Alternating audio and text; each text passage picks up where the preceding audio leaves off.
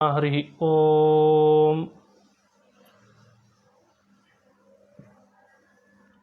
ಶುದ್ಧಾನಂದೋರು ಸಂವಿದ್ಯುತಿಬಲಬಹುಲೌದಾರ್ಯವೀರ್ಯಾದಿದೇಹಂ ಚಿಂತಾಸಂತಾಪಲೇಪೋದ್ಭವಮೂರ್ತಿಮುಖರಾಶೇಷದೋಷಾತಿದೂರಂ ಸದ್ಭಿರ್ವೈರಾಗ್ಯಭಕ್ತಿಶ್ರುತಿಮತಿನಿಯತಧ್ಯಾನಜಜ್ಞಾನಯೋಗಾತ್ ಗಮ್ಯಂ ವಂದೇ ಮುಕುಂದಾಭಿಧಮಮಲಮಲಂ ಬ್ರಹ್ಮವೇದಾಂತವೇದ್ಯಂ ಅಭ್ರಮಂ ಭಂಗರಹಿತಂ ಅಜಡಂ ವಿಮಲಂ ಸದಾ ಆನಂದತೀರ್ಥಮತುಳಂ ಭಜೆ ತಾಪತ್ರಯಾಪಹಂ ಮೂಕೋಪಿ ಯತ್ಪ್ರಸಾದೇನ ಮುಕುಂದಶಯನಾಯತೆ ರಾಜರಾಜಾಯತೆ ರಿಕ್ತೋ ರಾಘವೇಂದ್ರಂ ತಮಾಶ್ರಯೇ ಆಪಾದಮೌಲಿಪರ್ಯಂತಂ ಗುರುಣಾಮಾಕೃತಿಂ ಸ್ಮರೇತ್ ತೇನ ವಿಘ್ನಾಃ ಪ್ರಣಶ್ಯಂತಿ ಸಿದ್ಧ್ಯಂತಿ ಚ ಮನೋರಥಾಃ ಆಪದಾಮಪಹರ್ತಾರಂ ದಾತಾರಂ ಸರ್ವಸಂಪದಾಂ ಲೋಕಾಭಿರಾಮಂ ಶ್ರೀರಾಮಂ ಭೂಯೋ ಭೂಯೋ ನಮಾಮ್ಯಹಂ. ಬುದ್ಧಿರ್ಬಲಂ ಯಶೋಧೈರ್ಯಂ ನಿರ್ಭಯತ್ವಮರೋಗತಾ ಅಜಾಡ್ಯಂ ವಾಕ್ಪಟುತ್ವಂಚ ಹನುಮತ್ ಸ್ಮರಣಾತ್ ಭವೇತ್. ಶ್ರೀ ಹರಿವಾಯು ಗುರುಗಳ ಚರಣಾರವಿಂದಗಳಲ್ಲಿ ಭಕ್ತಿಪೂರ್ವಕ ಪ್ರಣಾಮಗಳನ್ನು ಅರ್ಪಿಸಿ ಸುಂದರಕಾಂಡದ ಚರಿತ್ರೆಯನ್ನು ಶ್ರವಣ ಮಾಡುವಾಗ ಚರಿತ್ರೆಗಳೆಲ್ಲ ಬಹಳ ಜನರಿಗೆ ತಿಳಿದಿದ್ದೇ ಇರ್ತದೆ. ಹಾಗಾಗಿ ಕೇವಲ ಚರಿತ್ರೆಗಳ ಕಡೆಯಲ್ಲಿ ದೃಷ್ಟಿ ಕೊಡದೆ ಪ್ರತಿ ರಾಮಾಯಣದ ಪ್ರಸಂಗಗಳು ಕೂಡ ನಮ್ಮ ಇವತ್ತಿನ ಜೀವನಕ್ಕೆ ಹೇಗೆ ಅನ್ವಯ ಮಾಡಿಕೊಳ್ಳಿಕ್ಕೆ ಅವಕಾಶ ಇದೆ, ಸಾರ್ವಕಾಲಿಕವಾಗಿ ರಾಮಾಯಣ ನಮ್ಮ ಜೀವನದ ಜೊತೆಯಲ್ಲೇ ಸೇರಿಕೊಂಡಿದೆ ಅನ್ನೋದನ್ನು ನಾವು ಅನುಸಂಧಾನ ಮಾಡ್ತಾ ಬರ್ತಿದ್ದೇವೆ. ಕೆಲವು ಸಂದರ್ಭಗಳಲ್ಲಿ ನಮ್ಮನ್ನು ಕುರಿತು ಎಚ್ಚರಿಕೆ ಕೊಡಲಿಕ್ಕೆ ಅಂತ ಕೆಲವು ಘಟನೆಗಳನ್ನು ವರ್ಣನೆ ಮಾಡ್ತಾವೆ. ಕೆಲವೊಂದನ್ನು ಹೀಗಿರ್ರಿ ಅಂತ ನಮ್ಮನ್ನು ಬೋಧನೆ ಮಾಡಲಿಕ್ಕೆ ಕೆಲವೊಂದನ್ನು ವರ್ಣನೆ ಮಾಡ್ತಾರೆ. ಈ ಪುರಾಣ, ರಾಮಾಯಣ ಇವುಗಳ ಒಳ ಉದ್ದೇಶ ಏನು ಅಂದರೆ ಮಾನವರ ಪ್ರವೃತ್ತಿ ಹಾಗೂ ನಿವೃತ್ತಿಗಳನ್ನು ಸರಿಪಡಿಸೋದೇ ಅವುಗಳ ಉದ್ದೇಶ. ಯಾವುದನ್ನು ಮಾಡಲೇಬೇಕೋ ಅಲ್ಲಿ ಮಾನವರನ್ನು ಪ್ರವೃತ್ತಿಗೊಳಿಸಬೇಕು. ಅಲ್ಲಿ ಆತ ಪ್ರವೃತ್ತಿ ಮಾಡ್ತಿರಲ್ಲ. ಅದಕ್ಕೆ ಕಾರಣ ಈ ಎರಡು. ಪ್ರವೃತ್ತಿ ಮಾಡದೇ ಇರೋದಕ್ಕೆ ಕಾರಣ ಎರಡು. ಮಾನವ ಪ್ರವೃತ್ತಿ ಮಾಡಲೇಬೇಕಾದ್ರಲ್ಲಿ ಪ್ರವೃತ್ತಿ ಮಾಡಲ್ಲ. ಒಂದು, ಇಲ್ಲಿ ಪ್ರವೃತ್ತಿ ಮಾಡಬೇಕು, ಮಾಡಿದ್ರಿಂದ ಲಾಭ ಇದೆ ಅನ್ನೋ ಅರಿವು ಮೂಡದೇ ಇರೋದು. ಇನ್ನೊಂದು, ಆ ರೀತಿಯ ಅರಿವು ಮೂಡದೇ ಇರೋದು ಒಂದಾದರೆ ಅವನಿಗೆ ಬೇರೆ ಕಡೆಯಲ್ಲಿ ತೊಡಗಿದ್ರಿಂದ ಈ ಕಡೆ ಅವಕಾಶ ಸಿಗದೇ ಇರೋದು. ಮನುಷ್ಯರಿಗೆ ಇವತ್ತು ಎರಡೂ ರೀತಿಯಾದದ್ದು ಅನುಭವಕ್ಕೆ ಬರ್ತದೆ. ಅವನಿಗೆ ಗೊತ್ತಿದೆ ಇಲ್ಲೇ ನಾ ಪ್ರವೃತ್ತಿ ಮಾಡಬೇಕು ಅಂತ, ಆದರೆ ಅಲ್ಲಿ ಪ್ರವೃತ್ತಿ ಮಾಡಲಿಕ್ಕೆ ಆಗ್ತಿರಲ್ಲ. ಯಾಕೆ, ಬೇರೆ ಕಡೆಯಲ್ಲಿ ಅವನನ್ನು ತೊಡಗಿಸ್ಕೊಂಡ್ಬಿಟ್ಟಿರ್ತಾನೆ. ಅದನ್ನು ಬಿಡಬೇಕೋ ಬೇಡವೋ ಅನ್ನೋ ವಿವೇಕ ಇರಲ್ಲ. ಹೀಗಾಗಿ ಇಲ್ಲಿ ಪ್ರವೃತ್ತಿ ಮಾಡಲಿಕ್ಕೆ ಆಗ್ತಿರಲ್ಲ. ಆವಾಗಲೇ ತಿಳಿಸಿದಂತೆ ಎಲ್ಲಿ ಪ್ರವೃತ್ತಿ ಮಾಡಬೇಕು ಅನ್ನೋದ್ರ ಅರಿವಿಲ್ಲದೆ ಇರೋದು ಕೂಡ ಅವನು ಪ್ರವೃತ್ತಿ ಮಾಡದೇ ಇರೋ ಹಾಗಾಗಿರ್ತದಂತೆ. ರಾಮಾಯಣ, ಮಹಾಭಾರತ, ಭಾರತೀಯ ಸನಾತನ ಗ್ರಂಥಗಳು ಮಾನವರನ್ನು ಆ ನಿಟ್ಟಿನಲ್ಲಿ ಅಲ್ಲಲ್ಲೇ ಪ್ರವೃತ್ತಿ ಮಾಡುವಂತೆ ವ್ಯವಸ್ಥೆ ಮಾಡ್ತವೆ. ಆ ಮಾಧ್ಯಮದ ಉದ್ದೇಶವೇ ಅದು. ರಾಮಾಯಣ ಮಾಧ್ಯಮ ಅದು ಬೌದ್ಧಿಕವಾಗಿ ಮನುಷ್ಯರನ್ನು ಒಡಕುಂಟು ಮಾಡಲಿಕ್ಕಿರುವ ಮಾಧ್ಯಮ ಅಲ್ಲ. ರಾಮಾಯಣ ಅನ್ನೋ ಮಾಧ್ಯಮ ಕೇವಲ ಮಾನವರನ್ನು ಸರಿದಾರಿಯಲ್ಲಿ ಪ್ರವೃತ್ತಿಗೊಳಿಸಲಿಕ್ಕೆ ಹೇಗೋ ಹಾಗೆ ಅದು ನಮಗೆ ಅನುಕೂಲ ಮಾಡುವಂಥ ಮಾಧ್ಯಮ ಇದು. ಇನ್ನೊಂದು ಅಂಶ ಹೇಳಿದೆ, ಪುರಾಣ, ರಾಮಾಯಣ, ಮಹಾಭಾರತಗಳು ಪ್ರವೃತ್ತಿ ಹಾಗೂ ನಿವೃತ್ತಿಗೋಸ್ಕರವಾಗಿದ್ದಾವೆ ಅಂತ. ಪ್ರವೃತ್ತಿಯ ಬಗ್ಗೆ ಇದುವರೆಗೂ ನಾವು ಚಿಂತಿಸಿದ್ವಿ. ಇನ್ನೊಂದು ನಿವೃತ್ತಿ ಅಂತ ಹೇಳ್ತಾರೆ. ನಿವೃತ್ತಿ ಅಂದರೆ ಮನುಷ್ಯ ಹೋಗಬಾರದ ಕಡೆಯಿಂದ ನಿವೃತ್ತಿ ಆಗಬೇಕು. ಆ ದಾರಿಯಿಂದ ಅವನನ್ನು ನಿವೃತ್ತಿಗೊಳಿಸೋದಕ್ಕೆ ನಿವೃತ್ತಿ ಅಂತ ಕರೀತಾರೆ. ಅದನ್ನೂ ಕೂಡ ರಾಮಾಯಣ ಮಹಾಭಾರತಗಳು ಮಾಡ್ತಾರೆ. ಆ ದಾರಿಯಲ್ಲಿ ನೀನು ಹೋಗಬೇಡ, ಹೋದರೆ ನಿನಗಲ್ಲಿದ ಒಂದು ಅನಾಹುತ ಇದೆ, ಅಲ್ಲೊಂದು ಆತಂಕ ಇದೆ. ಆತಂಕವು ಎರಡು ರೀತಿ ಇದೆ. ಇಹಲೋಕಕ್ಕೆ ಸಂಬಂಧಪಟ್ಟಂತೆಯೂ ನೀನು ಅನುಭವಿಸ್ತೀಯ, ಪರಲೋಕಕ್ಕೆ ಸಂಬಂಧಪಟ್ಟಂತೆಯೂ ಅನುಭವಿಸ್ತೀಯ. ಹಾಗಾಗಿ ಆ ದಾರಿ ನಿನಗಲ್ಲ, ಅದರಿಂದ ನಿವೃತ್ತನಾಗು ಅಂತ, ನಿವೃತ್ತಿಗೊಳಿಸೋದು ಅಂತ ಅರ್ಥ. ಹೀಗೆ ರಾಮಾಯಣ ಪ್ರತಿ ಪ್ರಸಂಗಗಳು ಕೂಡ ನಮ್ಮನ್ನು ಎಲ್ಲಿ ಪ್ರವೃತ್ತಿ ಮಾಡಬೇಕೋ ಅಲ್ಲಿ ಪ್ರವೃತ್ತಿಗೊಳಿಸುವಂತೆ, ಎಲ್ಲಿ ನಾವು ಹೋಗಬಾರ್ದು ಅಲ್ಲಿ ಆ ದಾರಿಯಿಂದ ಹೋಗ್ತಿದ್ರೆ ಅದನ್ನು ನಿವೃತ್ತಿಗೊಳಿಸುವಂತೆ ನಮ್ಮನ್ನು ಮಾಡಿ, ಅದು ಒಳ್ಳೆಯ ರೀತಿಯಾಗಿ ಮಾನವರನ್ನಾಗಿ ಮಾಡಿಸಿ ನಮ್ಮ ಏಳಿಗೆಯನ್ನು ಬಯಸುವಂಥ ಮಾಧ್ಯಮ ರಾಮಾಯಣ ಅಂತ ಚಿಂತನೆ ಮಾಡಬೇಕು. ಹೀಗೆ ರಾಮಾಯಣ ಪ್ರಸ್ತುತ ಅದು ಇರ್ರೆಲೆವೆಂಟ್ ಅಲ್ಲ.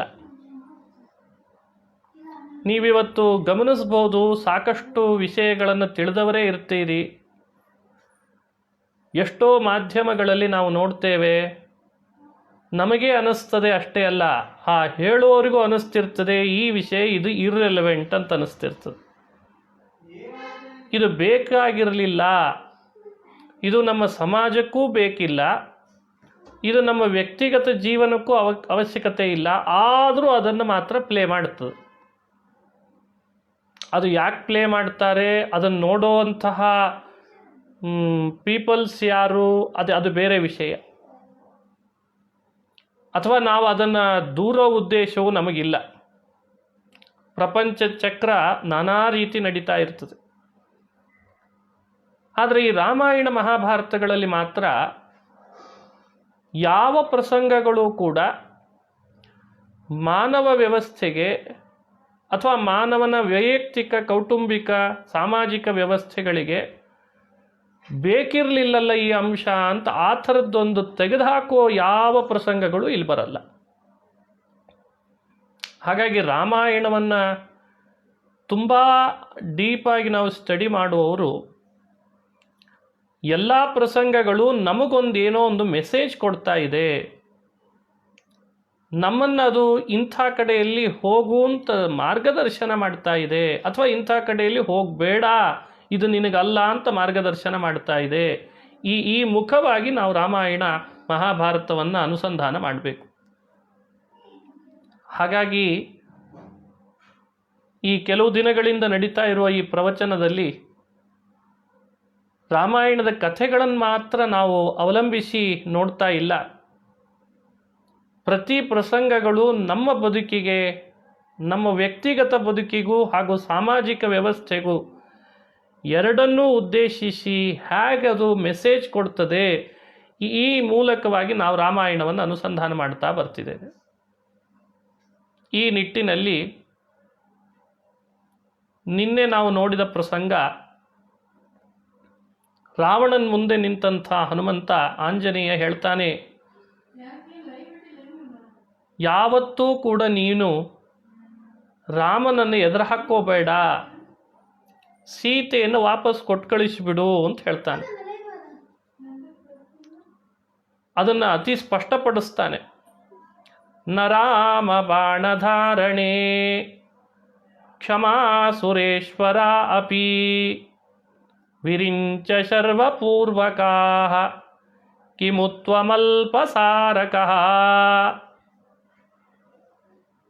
ರಾಮನ ಬಾಣದ ಸಾಮರ್ಥ್ಯ ಎಷ್ಟು ಅಂತ ನೀನು ಅರ್ತಿಲ್ಲ. ನಿನಗೆ ಈಗಲೇ ಹೇಳಿರ್ತೇನೆ ರಾವಣ, ರಾಮನ ಬಾಣ ಧಾರಣೆ ಮಾಡಲಿಕ್ಕೆ ದೇವತೆಗಳಿಗೂ ಸಾಧ್ಯ ಇಲ್ಲ, ದೇವತೆಗಳು ಕೂಡ ರಾಮನ ಬಾಣ ಧರಿಸ್ಲಿಕ್ಕೆ ಸಾಧ್ಯ ಇಲ್ಲ ಅಂತ ಆ ವಿಷಯ ಪ್ರಸ್ತಾಪ ಆಯಿತು ನಿನ್ನೆ. ನೀನೊಬ್ಬ ಅಲ್ಪಸಾರಕ ಅಂತನ್ನಂತ ಹನುಮಂತ. ರಾಮನ ಶಕ್ತಿಯ ಮುಂದೆ ನೀನೊಬ್ಬ ಅಲ್ಪ ಅಂತಂದ. ಅಲ್ಪ ಅಲ್ಪ ಅನ್ನೋ ಮಾತು ಏನು ತೋರಿಸ್ತದೆ ಅಂದರೆ, ನಮಗೆಲ್ಲ ಒಂದು ಸಂದೇಶ ಕೊಡ್ತದೆ. ನಾವು ಆ ಭಗವಂತನ ಶಕ್ತಿಯ ಮುಂದೆ ಪ್ರತಿರೋಧಿಸಿ ಯಾವ ಕಾರಣಕ್ಕೂ ದೇವರ ವಿರುದ್ಧವಾಗಿ ನಾವು ಸೆಟೆದು ನಿಲ್ಲುವ ಪ್ರವೃತ್ತಿಯಲ್ಲಿ ಹೋಗಬಾರ್ದು ಅಂತ ತೋರಿಸ್ತದೆ. ನೋಡಿ, ನಮ್ಮ ಪ್ರವೃತ್ತಿ ಇವತ್ತು ಹಾಗಾಗಿದೆ. ನಿನ್ನೆ ಒಂದು ಅಂಶ ಹೇಳಿದೆ ನಾನು, ಪ್ರಕೃತಿಯನ್ನು ನಾಶ ಮಾಡ್ತೇವೆ ಅಂತ ಒಂದು ಅಂಶ. ಇವತ್ತು ಇನ್ನೊಂದು ರೀತಿ. ರಾವಣ ಹೇಗೆ ರಾಮನನ್ನು ಪ್ರತಿರೋಧಿಸ್ಲಿಕ್ಕೆ ಹೋದ, ರಾಮನನ್ನು ವಿರೋಧಿಸಿದ, ರಾಮನ ಶಕ್ತಿಯನ್ನು ಅಲ್ಪ ಅಂತ ಅದನ್ನು ತಾತ್ಸಾರ ಮಾಡಿದ.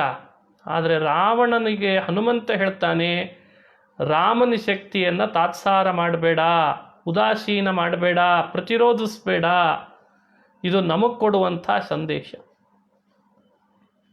ನಾವು ದೈವದ ಶಕ್ತಿಯ ಬಗ್ಗೆ ತುಂಬ ಉದಾಸೀನ ಧೋರಣೆ ತಾಳ್ತೇವೆ.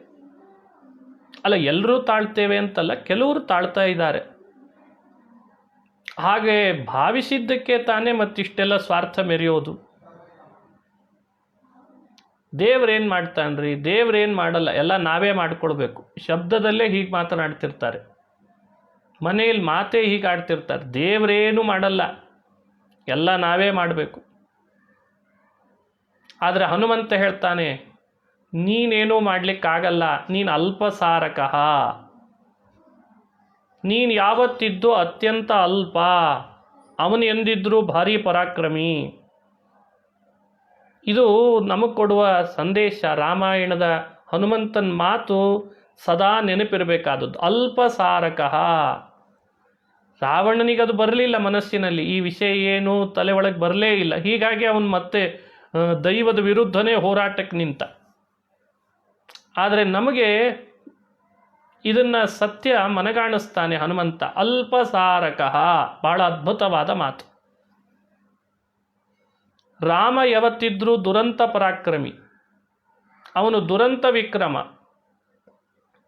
ನೀನು ಯಾವತ್ತಿದ್ರೂ ಅಲ್ಪಸಾರಕ, ಅಂದರೆ ಅತ್ಯಂತ ಅಲ್ಪ ಅಂತ ಅರ್ಥ.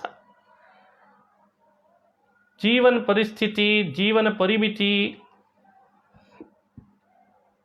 ಹೇಳುವಾಗ ಒಂದು ಕಡೆ ಅಂತಾರೆ, ಕುದುರೆ ಬಾಲ, ಆ ಬಾಲದ ಕೊನೆ ಒಂದು ಸಣ್ಣ ತುದಿಯನ್ನು ನಾವು ಕತ್ತರಿಸಿದರೆ, ಆ ಕತ್ತರಿಸಿದ ಸಣ್ಣ ತುದಿ ಒಳಗೆ 1000 ಭಾಗ ಮಾಡಿದರೆ, ಆ 1000 ಭಾಗದ ಒಂದು ಅಂಶದಲ್ಲಿ 100 ಭಾಗ ಮಾಡಿದರೆ, ಆ 100 ಭಾಗದಲ್ಲಿ ಒಂದು ಅಂಶ ಎಷ್ಟೋ ಅಷ್ಟು ಜೀವನ ಪರಿಮಿತಿ ಅಂತ ನಮಗೆ ತಿಳಿಸಿಕೊಡ್ತಾರೆ. ಅಣುಶ್ಚ ಅಂತ ವೇದವ್ಯಾಸರು ಬ್ರಹ್ಮಸೂತ್ರದಲ್ಲಿ ಹೇಳ್ತಾರೆ. ಜ್ಞೋತ ಏವಚ ಅಣುಶ್ಚ, ಅಣು ಅಂತ ಅತ್ಯಂತ ಅಲ್ಪನಾಗಿದ್ದಾನಂತೆ ಜೀವ.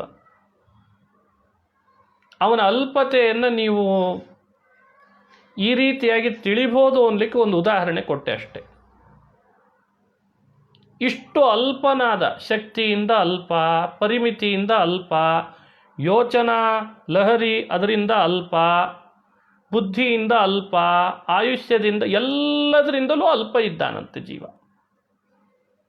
ಯಾವುದರಿಂದಲೂ ಕೂಡ ಅನಲ್ಪ ಅಂತಲ್ಲ. ಇದರ ಅಭಿಪ್ರಾಯ ತಿಳಿಯಿರಿ. ಭಗವಂತನ ಶಕ್ತಿಗೆ ಕಂಪೇರ್ ಮಾಡಿಕೊಳ್ಳಿಕ್ಕೆ ಯಾವ ಥರನೂ ಸಾಧ್ಯ ಇಲ್ಲ ಅಂತ ಅಷ್ಟೇ ಹೊರತು ಬೇರೆ ರೀತಿ ಮಿಸ್ಗೈಡ್ ಮಾಡಬಾರ್ದು ಜೀವನ ಬಗ್ಗೆ. ಹಾಗಾಗಿ ತನ್ನ ಅಲ್ಪತೆಯನ್ನು ಪರಮಾತ್ಮನ ಎದುರುಗಡೆಯಲ್ಲಿ ಹೋರಾಟಕ್ಕೆ ನಿಲ್ಲಿಸ್ಲಿಕ್ಕೆ ಹೋದರೆ, ಯೋಚನೆ ಮಾಡಿ, ಒಂದು ಮಿಣುಕು ಹುಳ ಇದೆ, ಮಿಣುಕು ಹುಳ, ಅದರದ್ದು ಮಿಣುಗುತ್ತದೆ, ಚೆನ್ನಾಗಿ ಮಿಣುಗುತ್ತದೆ ಮಿಣುಕು ಹುಳ. ಅದಕ್ಕೆ ಬಹಳ ಬೆಂಕಿಯಲ್ಲಿ ಉರಿತಾ ಇರ್ತದೆ, ಅದು ಕಣ್ಣಿಗೆ ಬಿದ್ದಾಗ ಅದಕ್ಕೆ ಅನಿಸ್ತದಂತೆ, ನಾನೂ ಬೆಳಕು ಕೊಡ್ತೇನೆ, ಅಲ್ಲಿ ಉರಿಯೋ ಬೆಂಕಿಯೂ ಬೆಳಕು ಕೊಡ್ತದೆ, ನಂದು ಜಾಸ್ತಿನೋ ಅದರದ್ದು ಜಾಸ್ತಿನೋ ಅಂತ ತಲೆ ಒಳಗೆ ಬರ್ತದಂತೆ. ಹಾಗಾಗಿ ಆ ಮಿಣುಕು ಹುಳ ಏನು ಮಾಡ್ತದೆ, ತುಂಬ ಬೆಳಕು ಬರ್ತಾ ಇದ್ದ ಬೆಂಕಿಯ ಕಡೆ ಹತ್ತತ್ರ ಹೋಗ್ಲಿಕ್ಕೆ ಶುರು ಆಗ್ತದೆ. ಯಾಕೆ ಅಂದರೆ ನೋಡೋಣ ನಂದು ಜಾಸ್ತಿನೋ ಅದ್ರದ್ದು ಜಾಸ್ತಿನೋ ಅಂತ. ಹೀಗೆ ಹತ್ತತ್ರ ಹೋಗಿ ಅದರ ಶಾಖೆ ಒಂದು ಸ್ವಲ್ಪ ತಾಗ್ತದಷ್ಟೇ. ಸ್ವಲ್ಪ ತಾಗಿದ ಕೂಡಲೇ ಮಿಣುಕು ಹುಳ ಸುಟ್ಟು ಭಸ್ಮ ಆಗಿ ಕೆಳಗೆ ಬಿದ್ದುಬಿಡ್ತದೆ. ಬೇಕಿತ್ತ ಈ ಸ್ಥಿತಿ? ಇದು ಮಿಣುಕು ಹುಳದ ಪರಿಸ್ಥಿತಿ. ತನ್ನ ಶಕ್ತಿ ತಾನೇನು, ತನ್ನ ಪರಿಮಿತಿ ಏನು ಅರ್ಥ ಮಾಡ್ಕೊಳ್ಬೇಕಿತ್ತಲ್ಲ. ಅದು ಬೆಂಕಿ ರಾಶಿ ಹತ್ರ ಹೋಗಿ ನಾನು ಭಾಳ ಬೆಳಗ್ತೇನೆ ಅಂತ ತನ್ನ ದೊಡ್ಡಿಸ್ತಿಗೆ ತೋರಿಸ್ಕೊಳ್ಳಿಕ್ಕೆ ಹೋದರೆ ಮಿಣುಕು ಹುಳ ಉಳಿದೀತೇ. ಇದು ಈ ಅಂಶ. ಅಲ್ಪಸಾರಕಃ ತ್ವಂ. ನಾವು ನೀವುಗಳು ಜೀವರು. ನಮ್ಮಿಂದ ಎಂದೂ ಕೂಡ ಅಸ್ವಾತಂತ್ರ್ಯವನ್ನು ಬೇರ್ಪಡಿಸ್ಲಿಕ್ಕೆ ಸಾಧ್ಯ ಇಲ್ಲ. ನಾವು ಅಸ್ವತಂತ್ರರೇ, ಅಲ್ಪಶಕ್ತರೇ, ಇವ್ಯಾವುದೂ ನಮ್ಮಿಂದ ಬೇರ್ಪಡುವಂಥವುಗಳಲ್ಲ. ನಾನು ಸ್ವತಂತ್ರನಾಗ್ತೇನೆ, ಈ ಧೋರಣೆ ತಪ್ಪು. ನಾನು ಎಲ್ಲರಿಗಿಂತ ಶಕ್ತಿವಂತನಾಗ್ತೇನೆ, ಅದು ತಪ್ಪೇ, ಅದು ಸಾಧ್ಯ ಇಲ್ಲ, ಅದು ಆಗಲ್ಲ. ಹಾಗೊಂದು ವೇಳೆ ಬಯಸಿದರೆ ಮಿಣುಕು ಹುಳ ಬೆಂಕಿ ಆದಂತೆ. ಮಿಣುಕು ಹುಳ ಬೆಂಕಿ ಆಗಲಿ ಅಂತ ಎಂದಾದರೂ ಆಗ್ತದ? ಮಿಣುಕು ಹುಳನೇ, ಬೆಂಕಿ ಬೆಂಕಿನೇ. ಹಾಗಾಗಿ ಪ್ರತಿಯೊಬ್ಬ ಮನುಷ್ಯ ದೈವಶಕ್ತಿ ವಿರುದ್ಧವಾಗಿ ಅದನ್ನು ಎದುರಿಸುವ ಸಾಹಸ ಮಾಡಿ ಏನಾದರೂ ಮಾಡಲಿಕ್ಕೆ ಹೋದರೆ ಅವನು ಬಹಳ ಅನುಭವಿಸಬೇಕಾದೀತು ಮಿಣುಕು ಹುಳದಂತೆ. ಅದನ್ನು ತೋರಿಸ್ಲಿಕ್ಕೆ ಹನುಮಂತ ಅಂತಾನೆ, ನರಾಮ ಬಾಣಧಾರಣೆ ಕ್ಷಮಾ ಸುರೇಶ್ವರಾಪಿ ವಿರಿಂಚ ಶರ್ವಪೂರ್ವಕಾಃ ಕಿಮುತ್ವಮಲ್ಪಸಾರಕಃ. ಅವನೆಲ್ಲಿ ನೀನೆಲ್ಲಿ, ಕಿಮುತ್ವಂ ಅಲ್ಪಸಾರಕಃ ಅಂತ ರಾವಣನಿಗೆ ಹೇಳಿದ್ದಂತೆ. ರಾವಣನಿಗೆ ಈ ಮಾತು ಹೇಳೋದು ನಮಗೆ ಒಂದರ್ಥದಲ್ಲಿ ಎಚ್ಚರಿಕೆ ಕೊಡೋದು ಅಂತ ನಾವು ಚಿಂತಿಸ್ತಾ ಇದ್ದೇವೆ. ಇನ್ನೂ ಒಂದು ಅರ್ಥ ಇದೆ ರಾಮನ ಬಾಣಧಾರಣೆ ಅನ್ನೋ ಈ ಮಾತಿನಲ್ಲಿ. ಇನ್ನೂ ಒಂದು ಅಭಿಪ್ರಾಯ ಹೇಳ್ತಾರೆ. ಹನುಮಂತ ಹೇಳ್ದ, ರಾಮನನ್ನು ಎದುರಿಸೋದಿರಲಿ, ರಾಮನ್ ಬಾಣನೇ ಇಷ್ಟು ಅಂತಂದಮೇಲೆ ಇನ್ನು ರಾಮ ಏನು ಅಂತ ಒಂದು. ಇದೊಂದು ಆಧ್ಯಾತ್ಮಿಕವಾಗಿಯೂ ಚಿಂತನೆ ಮಾಡಬಹುದು. ಶಾಸ್ತ್ರಗಳಲ್ಲಿ ಆ ರಾಮ ಅಂದರೆ ಸಾಕ್ಷಾತ್ ನಾರಾಯಣ. ಅವನ ಎಲ್ಲ ಆಯುಧಗಳು ಕೂಡ ಒಬ್ಬೊಬ್ಬ ದೇವತೆಗಳಂತೆ, ಅದಕ್ಕೆ ಅಭಿಮಾನಿಗಳು. ಅವನ ಚಕ್ರ, ಅವನ ಗದೆ, ಅವನ ಬಿಲ್ಲು, ಅವ ಧರಿಸಿದ ಖಡ್ಗ, ಇದೆಲ್ಲ ಶಾಸ್ತ್ರಗಳಲ್ಲಿ ನಾವು ಅನುಸಂಧಾನ ಮಾಡ್ತೀವಿ. ಭಗವಂತ ಧರಿಸಿದ ಒಂದೊಂದು ಆಯುಧಕ್ಕೂ ಒಬ್ಬೊಬ್ಬ ದೇವತೆಗಳಿದ್ದಾರಂತೆ. ಹಾಗೆ ಚಕ್ರ, ಶಂಖ, ಗದ, ಖಡ್ಗ ಎಲ್ಲದಕ್ಕೂ ಒಬ್ಬೊಬ್ಬರು ದೇವತೆಗಳಿದ್ದಾರೆ. ಹಾಗೆ ರಾಮನ ಬಾಣದ ದೇವತೆ ಯಾರು? ಅವನ ಬಿಲ್ಲಿಗೆ ಶಾರ್ಗ ಅಂತ ಹೆಸರು, ಅದಕ್ಕೆ ಶಾರ್ಗಪಾಣಿ ಅಂತ ಭಗವಂತನ ನಾಮ. ಆ ಬಾಣ ಏನು ಧರಿಸ್ತಾನೆ ಪರಮಾತ್ಮ, ಬಾಣದ ದೇವತೆ ಯಾರು? ಭಗವಂತನ ಕೈಯಲ್ಲಿರೋ ಬಾಣದ ದೇವತೆ ವಾಯು ಅಂತ ಹೇಳಿದ್ದಾರೆ. ಪಂಚಪ್ರಾಣ ಪಂಚಬಾಣ ಅಂತ ಪ್ರಮಾಣ ವಾಕ್ಯ. ಹಾಗಾಗಿ ರಾಮ ಬಾಣಧಾರಣೆ. ರಾಮನ್ ಬಾಣವೇ ಸಹಿಸ್ಲಿಕ್ಕಾಗಲ್ವೋ ರಾವಣ, ಇನ್ನೇನು ರಾಮನ್ ಧರಿಸಿದಿ, ಏನು ಅವನನ್ನು ಎದುರಿಸಿದಿ ಅಂತ. ಬಾಣ ಅನ್ನೋ ಮಾತಿಗೆ ಬಾಣದ ದೇವತೆಯಾದ ಆಂಜನೇಯನೇ ಅಂತ ಅರ್ಥ. ನಾನೇನು ಎಲ್ಲಿ ಎದುರುಗಡೆಗೆ ಬಂದು ನಿಂತಿದ್ದೇನೆ, ನನ್ನ ಯಾರು ಅಂತ ತಿಳಿದಿದಿ ಅಂತ. ನನ್ನನ್ನು ಯಾರು ಅಂತ ತಿಳಿತೀನಿ ನೀನು ರಾವಣ? ನಾನೊಬ್ಬ ಆಂಜನೇಯ ಅಂದರೆ ನಾನೊಬ್ಬ ರಾಮನ ಬಾಣ ಅಂತ ಅರ್ಥ. ನನ್ನ ಶಕ್ತಿಯನ್ನೇ ಜಗತ್ತಿನಲ್ಲಿ ಯಾರೂ ಸಹಿಸ್ಲಿಕ್ಕಾಗಲ್ಲ. ನಾನೊಬ್ಬ ರಾಮನ ದೂತ, ರಾಮನ ಬಾಣ. ನೋಡಿ, ಹಾಗಾದರೆ ರಾಮ ಆಂಜನೇಯನನ್ನು ಲಂಕೆಗೆ ಕಳಿಸಿದ ಅಂತಂದ್ರು ಒಂದೇ, ರಾಮ ತನ್ನ ಬಾಣವನ್ನು ಲಂಕೆಗೆ ಕಳಿಸಿದ ಅಂತಂದ್ರು ಒಂದೇ ಅಂತ ವ್ಯಾಖ್ಯಾನ ಮಾಡ್ತಾರೆ.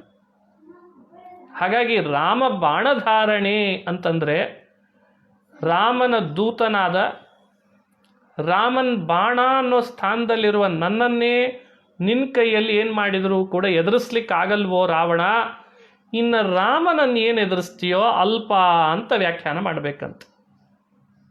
ಇದು ನಮಗೆ ಕೊಡುವ ಮತ್ತೊಂದು ಸಂದೇಶ. ರಾಮಾಯಣ ನಮಗೇನು ಸಂದೇಶ ಕೊಡ್ತದೆ ಅಂದರೆ,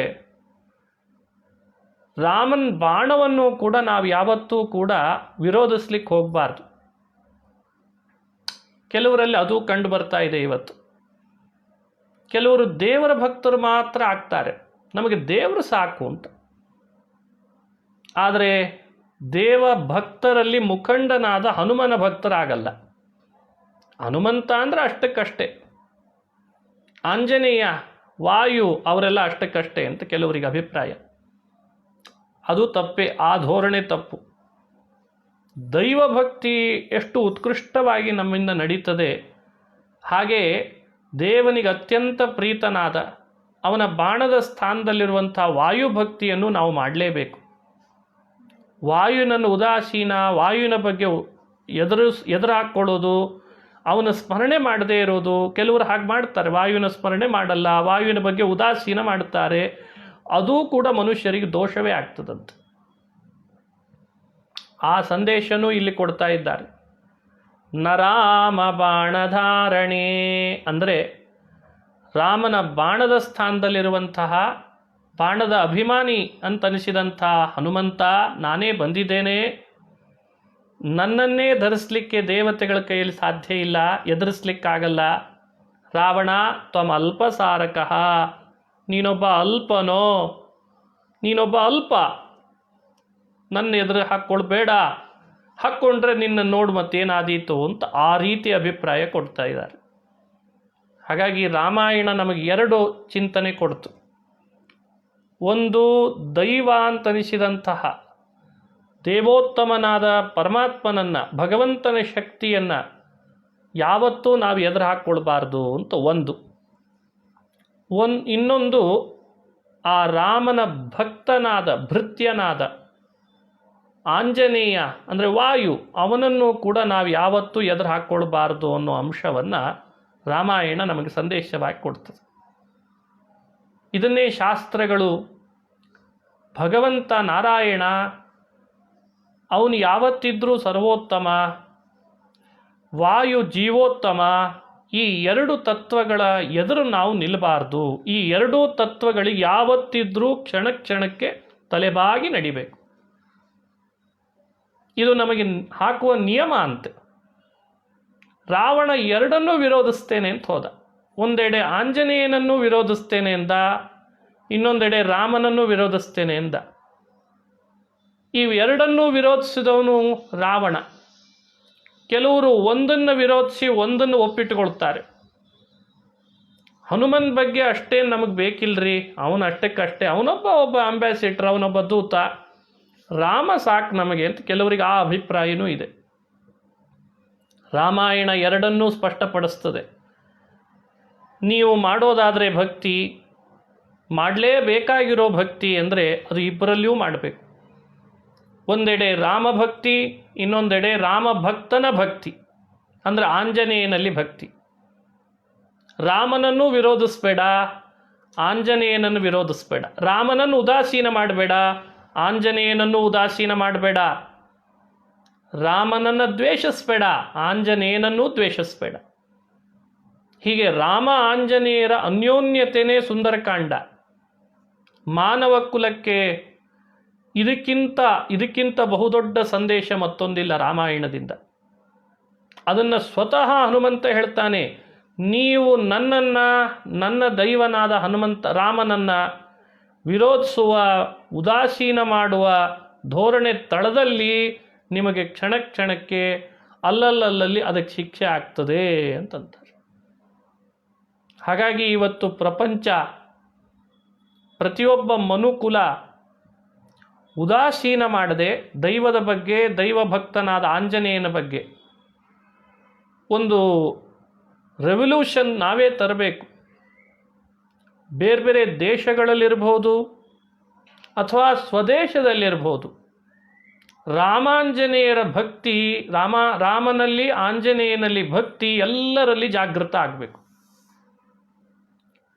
ಆ ಭಕ್ತಿ ಜಾಗೃತ ಆಗಿ ಪ್ರತಿಯೊಬ್ಬರಿಗೂ ಈ ನಾಲೆಜ್, ಈ ತಿಳುವಳಿಕೆ ಬರಬೇಕು. ರಾಮ ಎಲ್ಲರ ಒಳಗಿರುವ ಅಂತರ್ಯಾಮಿ ದೇವತೆ, ಆಂಜನೇಯ ಪ್ರತಿಯೊಬ್ಬ ಮನುಷ್ಯನ, ಪ್ರತಿಯೊಬ್ಬ ಜೀವ ಜಂತುಗಳ ಒಳಗಿನ ಉಸಿರಾಟದ ವಾಯು ತತ್ವ, ಈ ತತ್ವ ಜಾಗೃತ ಆಗಬೇಕು. ಹೇಗೆ ಲೋಕದಲ್ಲಿ ಯೋಗ ಜಾಗೃತ ಆಯ್ತಲ್ಲ, ಅಲ್ಲಲ್ಲಿ ಯೋಗದ ಪ್ರಭಾವ ಹೆಚ್ಚಾಯಿತು. ಅದು ಬಹಳ ಸಂತೋಷ ವಿಷಯ. ಯೂನಿವರ್ಸಲ್ ಆಗಿ ಯೋಗದ ಪ್ರಭಾವವನ್ನು ಇವತ್ತು ನಾವು ಕಾಣ್ತಾ ಇದ್ದೇವೆ. ಹಾಗೆ ರಾಮ ಹಾಗೂ ಆಂಜನೇಯರ ಒಳಗಿರುವಂತಹ ಈ ಒಂದು ರಹಸ್ಯ ತತ್ವದ ಜಾಗೃತಿ ಮೂಡಿಸ್ಬೇಕು.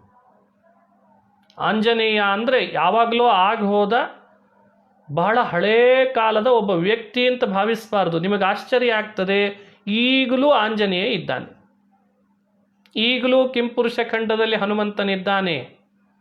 ಯಾವಾಗ ಬೇಕಾದರೂ ಬರುವ ಶಕ್ತಿ ಆತನಲ್ಲಿದೆ. ಆದರೆ ನೆನೆಸುವವರ ಶ್ರದ್ಧೆ ಎಷ್ಟೋ ಅಷ್ಟರ ಮೇಲೆ ಕಾಣಿಸ್ತಾನೆ. ಹಾಗಾಗಿ ಪ್ರತಿಯೊಬ್ಬ ಜೀವ, ಅವನು ಯಾವ ಕುಲದಲ್ಲೇ ಹುಟ್ಟಿರ್ಬೋದು, ಯಾವ ಜಾತಿಯಲ್ಲೇ ಹುಟ್ಟಿರ್ಬೋದು, ಯಾವ ಪಂಥದಲ್ಲಿ ಜನಿಸಿರ್ಬೋದು, ಯಾವುದೋ ದೇಶದಲ್ಲಿ ಜನಿಸಿರ್ಬೋದು. ಇದೇ ದೇಶ ಅಂತಲ್ಲ, ಯಾವ ದೇಶದಲ್ಲೇ ಹುಟ್ಟಲಿ, ಯಾವ ಕುಲದಲ್ಲೇ ಹುಟ್ಟಲಿ, ಯಾವ ಪಂಥದಲ್ಲೇ ಹುಟ್ಟಲಿ, ಇಲ್ಲಿ ಪಂಥ, ಜಾತಿ, ವರ್ಣ, ಕುಲ ಯಾವುದ್ರದ್ದು ನಿರ್ಬಂಧ ಇಲ್ಲ. ಆಂಜನೇಯನಲ್ಲಿ ಮಾಡಬೇಕಾದ ಭಕ್ತಿ ಪ್ರತಿಯೊಬ್ಬರಿಗೂ ಕರ್ತವ್ಯ ಅಂತ ಹೇಳ್ತದೆ ರಾಮಾಯಣ. ಬಹಳ ಜನರಿಗಿದು ರಹಸ್ಯ ಅರ್ಥ ಮಾಡಿಕೊಳ್ಬೇಕು. ಇಲ್ಲ, ನಾನು ಬೇರೆ ವರ್ಣದವ, ಬೇರೆ ಮತದವ, ಬೇಕಿಲ್ಲ, ಆಂಜನೇಯನಲ್ಲಿ ಭಕ್ತಿ ಮಾಡು. ಹೀಗೊಂದು ತತ್ವ ಇದೆ ಅಂತ ರಾಮಾಯಣದ ರಹಸ್ಯ ತಿಳಿದು ಆಂಜನೇಯನಲ್ಲಿ ಭಕ್ತಿ ಮಾಡು. ಸ್ವತಃ ಆಂಜನೇಯ ಏನೆಲ್ಲ ಅನುಗ್ರಹ ಮಾಡ್ತಾನೆ. ಬಹಳ ಜನರು ಈ ತತ್ವಗಳನ್ನು ಅರಿಯದೇನೆ, ಇದರ ಬಗ್ಗೆ ತಿಳುವಳಿಕೆ ಜಗತ್ತಿಗೆ ಕೊಡದೇನೆ ಎಲ್ಲರೂ ಕೂಡ ಇವತ್ತು ದಾರಿಯಿಂದ ವಿಮುಖರಾಗಿ, ಸರಿದಾರಿಯಿಂದ ವಿಮುಖರಾಗಿ ಏನೆಲ್ಲ ಪಾಡನ್ನು ಅನುಭವಿಸ್ತಾ ಇದ್ದಾರೆ. ಹಾಗಾಗಿ ಆಂಜನೇಯನ ಮಹಿಮೆಗಳನ್ನು ಅನುಸಂಧಾನ ಮಾಡುವವರು ಇದನ್ನು ಸ್ಪಷ್ಟ ತಿಳಿದಿರಬೇಕು. ಇದು ರಾಮಾಯಣ ಕೊಡುವಂಥ ಮತ್ತೊಂದು ಸಂದೇಶ. ಹೀಗೆ ರಾವಣನ ಎದುರುಗಡೆ ನಿಂತುಕೊಂಡು ಇನ್ನೊಂದು ಮಾತಾಡಿದ ಆಂಜನೇಯ. ಪ್ರಕೋಪಿತಸ್ಯ ತಸ್ಯ ಕಃ ಪುರಸ್ಥಿತೌ ಕ್ಷಮೋ ಭವೇತ್ ಸುರಾಸುರೋರಗಾದಿಕೆ ಜಗತ್ಯಚಿಂತ್ಯ ಕರ್ಮಣಃ. ಪ್ರಕೋಪಿತಸ್ಯ ತಸ್ಯ, ಇದು ಎರಡರ್ಥ. ರಾಮ ಏನಾದರೂ ಒಂದು ವೇಳೆ ನನ್ನ ಸ್ವಾಮಿ, ನನ್ನ ನಿಯಮನ ಮಾಡೋ ರಾಮಚಂದ್ರ ಬಹಳ ಕೋಪಗೊಂಡ ಅಂತಾದರೆ, ಬಹಳ ಕೋಪ ಅವನಿಗೆ ಬಂತು ಅಂತಾದರೆ, ಪುರಸ್ಥಿತೌ ಕ್ಷಮೋ ಭವೇತ್ನ, ಲೋಕದಲ್ಲಿ ಯಾರೂ ಅವನ ಎದುರುಗಡೆ ನಿಲ್ಲಿಕ್ಕೆ ಸಾಧ್ಯ ಇಲ್ಲ. ಅವನಿಗೆ ಸಾಧಾರಣವಾಗಿ ಕೋಪನೇ ಬರಲ್ಲ, ಅವನು ಕೋಪಿ ಅಲ್ಲ. ಆದರೆ ಅನ್ಯಾಯ ಅಧರ್ಮ ಮಾಡಿದರೆ ಮಾತ್ರ ಅವನ ಕೋಪ ಉತ್ತುಂಗಕ್ಕೆ ಇರ್ತದೆ. ಅಂಥ ರಾಮನನ್ನು ಕೋಪ ಬರೋ ಹಾಗೆ ಮಾಡಬೇಡ. ಮಾಡಿದಿ ಅಂತಾದರೆ ನೆನಪಿಟ್ಕೋ, ಅವನಿಗೆ ಕೋಪ ಬಂದರೆ ಜಗತ್ತಿನೊಳಗೆ ಯಾರೂ ಅವನ ಮುಂದೆ ನಿಲ್ಲಾರು ಅಂತಂದಂತೆ. ಸುರಾಸುರೋರಗಾದಿಕೆ ಜಗತ್ಯಚಿಂತ್ಯ ಕರ್ಮಣಃ. ಅಚಿಂತ್ಯ ಕರ್ಮಣಃ, ಇಡೀ ಜಗತ್ತಿನೊಳಗೆ ನೀನು ಊಹಿಸ್ಲಿಕ್ಕೆ ಆಗದಂಥ ಕೆಲಸಗಳನ್ನು ಮಾಡೋ ಒಂದೇ ಒಂದು ಶಕ್ತಿ ಅಂದರೆ ಅದು ರಾಮ ಅಂತಂದಂಥ ಆಂಜನೇಯ. ನಾವು ಯಾರೂ ಮನಸ್ಸಿನಲ್ಲೂ ಊಹಿಸ್ಲಿಕ್ಕೆ ಸಾಧ್ಯ ಇಲ್ಲ. ಅಂಥ ಕೆಲಸಗಳನ್ನು ಮಾಡುವಂತಹ ಅಪಾರ ಶಕ್ತಿ ಅದು ದೈವ ರಾಮನಿಗಿದೆ. ಹಾಗಾಗಿ ಆ ದೈವ ಕೋಪಗೊಳ್ಳೋ ಹಾಗೆ ಮಾಡಬಾರ್ದು. ಇದು ನಮಗೆ ಕೊಡುವ ಮತ್ತೊಂದು ಸಂದೇಶ. ಹನುಮಂತ ಕಳಕಳಿಯಿಂದ ಹೇಳ್ತಾನೆ, ಆಂಜನೇಯ ಅಂತಾನೆ, ಜೀವರೇ ಸಜ್ಜನರೇ ಸ್ಟೇಟ್ಮೆಂಟ್ ಕೊಡ್ತಾನೆ, ನೀವು ಬೇಕಾದ ಮಾಡ್ರಿ, ದೈವಶಕ್ತಿ ಸಿಟ್ಟುಗೊಳ್ಳುವಂತೆ ಮಾಡಬೇಡ್ರಿ, ದೈವಶಕ್ತಿ ಸಿಟ್ಟಾಗುವಂತೆ ಮಾಡಬೇಡ್ರಿ. ನಿಮ್ಮ ವರ್ತನೆ ಹೇಗಿರಬೇಕು? ಭಗವಂತ ಸಿಟ್ಟಾಗಬಾರ್ದು, ಹಾಗಿರಬೇಕು. ಅದಕ್ಕಿಂತ ಮೀರಿ ನೀವು ವರ್ತಿಸಿದ್ರಿ, ಅವನು ಸಿಟ್ಟಾದ, ನೀವು ಯಾರೂ ಉಳಿಯಲ್ಲ. ಇದು ನಮಗೆ ಕೊಡ್ತಾ ಇರೋ ಸಂದೇಶ ಅಲ್ವೇ? ಬರೀ ರಾವಣನಿಗಷ್ಟೇ ಅಲ್ಲ, ನಮಗೆ ಹೇಳ್ತದೆ ರಾಮಾಯಣ. ಸಾಂದರ್ಭಿಕವಾಗಿ ಕೆಲವೊಂದನ್ನು ನಿಮ್ಮ ಮುಂದೆ ಅನುಸಂಧಾನ ಮಾಡಿಸ್ತೀನಿ. ಅಚಿಂತ್ಯ ಕರ್ಮಣಃ ರಾಮಸ್ಯ ಅಂತಂದ. ಅಚಿಂತ್ಯ ಕರ್ಮ, ನೀವು ಯಾರೂ ಊಹಿಸ್ಲಿಕ್ಕೆ ಸಾಧ್ಯ ಇಲ್ಲ. ಹೀಗೂ ಮಾಡ್ಬೋದಿತ್ತ ಅಂತ ನಿಮಗೆ ಊಹಿಸ್ಲಿಕ್ಕೂ ಬರಲ್ಲ, ಹಾಗೆ ಮಾಡಿಬಿಡ್ತಾನಂತೆ ಭಗವಂತ. ಸೃಷ್ಟಿ ಆದಿಯಲ್ಲಿ ಈ ಭೂಮಂಡಲವನ್ನು ನೀರಿನಿಂದ ಜಾರ್ತಿದೆ ಅಂತ ವರಾಹನಾಗಿದ್ದಂತೆ ಇದೇ ರಾಮ, ಇದೇ ವಿಷ್ಣು. ಭೂಮಿ ನೀರಿನೊಳಗೆ ಇಳಿತಾ ಇತ್ತು. ಭೂಮಿ ನೀರಿನಲ್ಲಿ ಇಳಿತದೆ ಅಂತಂದರೆ ಮತ್ತೆ ಪ್ರಸಂಗ ಏನು? ಆಮೇಲೆ ಸೃಷ್ಟಿ ಮುಂದೆ ನಡೆಯೋದು ಹೇಗೆ? ಪ್ರಜೆಗಳು ಬರೋದು ಹೇಗೆ? ಆ ಒಳಗೆ ಇಳಿತಾ ಇದೆ ನೀರಿಗೆ ಎಂದ ಕೂಡಲೇ ವರಾಹನಾದ ವಿಷ್ಣು. ಆ ವರಾಹನಾಗಿ ಕೋರೆಹಲ್ಲಿನಿಂದ ಭೂಮಿಯನ್ನು ಎತ್ತಿಡ್ಲಿಕ್ಕೆ ಹೋದ. ಆಗೊಬ್ಬ ರಾಕ್ಷಸ ಬಂದ. ಅವನು ಹಿರಣ್ಯಾಕ್ಷ ಅಂತ ಪುರಾಣಗಳಲ್ಲಿ ಪ್ರಸಿದ್ಧಿ. ಆತನಿಗೇನಪ್ಪ ಧೋರಣೆ ಅಂದರೆ, ಭೂಮಿಯನ್ನು ಕಕ್ಷೆಗೆ ಜೋಡಿಸ್ಬೇಡ. ಇದು ಎಂಥ ಭಾವ! ಇದಕ್ಕೇನು ಅಂತ ಕಾರಣ ಹೇಳಲಿಕ್ಕೆ ಬರಲ್ಲ. ಹೀಗೆ ಯಾಕೆ ಮಾಡ್ತಾನೆ? ಅವನಿಗೇನು ಲಾಭ ನಷ್ಟ ಯೋಚನೆ ಇರಲ್ಲ. ಒಟ್ಟು ಭೂಮಿ ನೀರಿಗೆ ಮುಳುಗಬೇಕು, ನೀನು ಅದನ್ನು ಎತ್ತಿಡಬೇಡ. ವಿಷ್ಣುವಿನ ಮೇಲೆ ದಂಡೆತ್ತಿ ಬಂದ, ಯುದ್ಧ ಮಾಡಲಿಕ್ಕೆ ಬಂದ. ವರಾಹನ ಮೇಲೆ ಯುದ್ಧ ಮಾಡಲಿಕ್ಕೆ ಬಂದರೆ ವರಾಹ ಅವನ ಜೊತೆಗೆ ಯುದ್ಧ ಮಾಡಿದ. ಏನೇನು ಆಯುಧಗಳನ್ನು ಬಳಸ್ತಾನೆ, ಏನೇನು ಶಕ್ತಿ ಬಳಸಲಿ ಅಂತ ಯುದ್ಧ ಮಾಡಿ ಹಿರಣ್ಯಾಕ್ಷನನ್ನು ಆಮೇಲೆ ಸಂಹಾರ ಮಾಡಿದ. ಕೋರೆಹಲ್ನಲ್ಲಿದ್ದ ಭೂಮಿಯನ್ನು ಕಕ್ಷೆಗೆ ಜೋಡಿಸಿದ. ನಿಮಗೆ ಆಶ್ಚರ್ಯ ಆಗ್ತದೆ, ಇದು ಜಗತ್ತಿನಲ್ಲಿ ಯಾವ ಬೇರೆ ವಿಜ್ಞಾನಿಯೂ ಮಾಡಲಿಕ್ಕೆ ಸಾಧ್ಯ ಇಲ್ಲ. ದೇವರು ಜೋಡಿಸಿದ ಕಕ್ಷೆ ಎಲ್ಲಿದೆ ಅಂತ ಹುಡುಕ್ಲಿಕ್ಕೆ ಆಗ್ತಾ ಇಲ್ಲ ಇನ್ನು ನಮಗೆ ಯಾರಿಗೂ. ಇನ್ನು ಭೂಮಿಯನ್ನು ಕಕ್ಷೆಯಿಂದ ಜಾರೋದು ಅಂದ್ರೆ ಏನು ಅಂತ ಕಲ್ಪನೆ ಮಾಡ್ಕೊಳ್ಳಿಕ್ಕಾಗಲ್ಲ. ಅಂಥ ಅದ್ಭುತವಾದ ಭೂಮಿ ಇದನ್ನು ಕಕ್ಷೆಯಿಂದ ಜಾರ್ತಿದ್ರೆ ಜೋಡಿಸ್ತಾನೆ ಅಂತ ಪುರಾಣ ಶ್ರುತಿಗಳೆಲ್ಲ ನಮಗೆ ಸಾರಿ ಹೇಳುವಾಗ ಆ ಅಚಿಂತ್ಯವಾದ ಶಕ್ತಿ, ಅಚಿಂತ್ಯವಾದ ಕಾರ್ಯ ವಿಷ್ಣುವಿನಲ್ಲಿ ಹೇಗಿರಬೇಡ ಅಂತ ಒಂದು ಆಲೋಚನೆ ಮಾಡ್ರಿ ನೋಡೋಣ. ಇದು ಆಲೋಚನೆ ಕೊಡ್ದು. ಅದಕ್ಕೆ ಅಚಿಂತ್ಯ ಕರ್ಮಣಃ. ದೇವರ ಶಕ್ತಿ ಯಾರು ನಮ್ಮ ಬುದ್ಧಿಗೆ, ನಮ್ಮ ಆಲೋಚನೆಗೆ ನಿಲುಕ್ತದೆ ಅಂತ ಭಾವಿಸ್ಬೇಡ್ರಿ. ಅಷ್ಟು ಸುಲಭ ಇಲ್ಲ. ಆ ಹಿರಣ್ಯಾಕ್ಷನಿಗೆ ಒಬ್ಬ ತಮ್ಮನೂ ಇದ್ದ. ಅವನು ಹಿರಣ್ಯಕಶ್ಯಪು ಅಂತ ಬಹಳ ಪ್ರಸಿದ್ಧ. ಅವನಿಗೇನು ಯೋಚನೆ ಅಂದರೆ ತಲೆ ಒಳಗೆ, ನಾನು ಸಾವು ಒಂದನ್ನು ಗೆದ್ದರೆ ಯಾರನ್ನಾದರೂ ಎದುರಿಸ್ತೇನೆ, ಯಾರನ್ನಾದರೂ ಕೊಲ್ತೇನೆ, ಏನಾದರೂ ಸಾಧಿಸ್ತೇನೆ. ಅದಕ್ಕೆ ಚತುರ್ಮುಖನನ್ನು ತಪಸ್ಸು ಮಾಡಿ ವರ ಬೇಕು ಅಂತ ಕೇಳಿಕೊಂಡ. ಆತ ವರ ಕೊಡುವಾಗ ಇವನು ವರ ಪಟ್ಟಿ ಮಾಡಿ ಮೊದಲೇ ಒಂದು ಪಟ್ಟಿ ಮಾಡಿದ್ದ ವರದ್ದು. ಹಗಲು ಸಾಯಬಾರ್ದು, ರಾತ್ರಿ ಸಾಯಬಾರ್ದು, ಆಮೇಲೆ ಮಧ್ಯಾಹ್ನ ಸಾಯಬಾರ್ದು, ಆಯುಧಗಳಿಂದ ಸಾಯಬಾರ್ದು, ಹೀಗೆ ಒಟ್ಟು ಏನೆಲ್ಲ ಇದೆ ಎಲ್ಲ ಹೇಳ್ಕೊಂಡಿದ್ದ. ಒಟ್ಟು ಸಾವು ಯಾವ್ಯಾವ ರೀತಿ ಬರಲಿಕ್ಕೆ ಸಂಭವ ಇದೆ ಅವನು ನೋಡಿದ್ದ, ಅವನು ಕೇಳಿದ್ದ, ಅವ ಅನುಭವಿಸಿದ್ದ ಬೇರೆ ಬೇರೆ ಕಡೆಯಲ್ಲಿ ನೋಡಿ ಅದು ಎಲ್ಲ ಪಟ್ಟಿ ಮಾಡಿ ಬ್ರಹ್ಮನ ಮುಂದೆ ಇಟ್ಟ. ಈ ಥರದ ಸಾವುಗಳು ನನಗೆ ಬರಬಾರ್ದು. ಇದರ ಉದ್ದೇಶ ಏನು?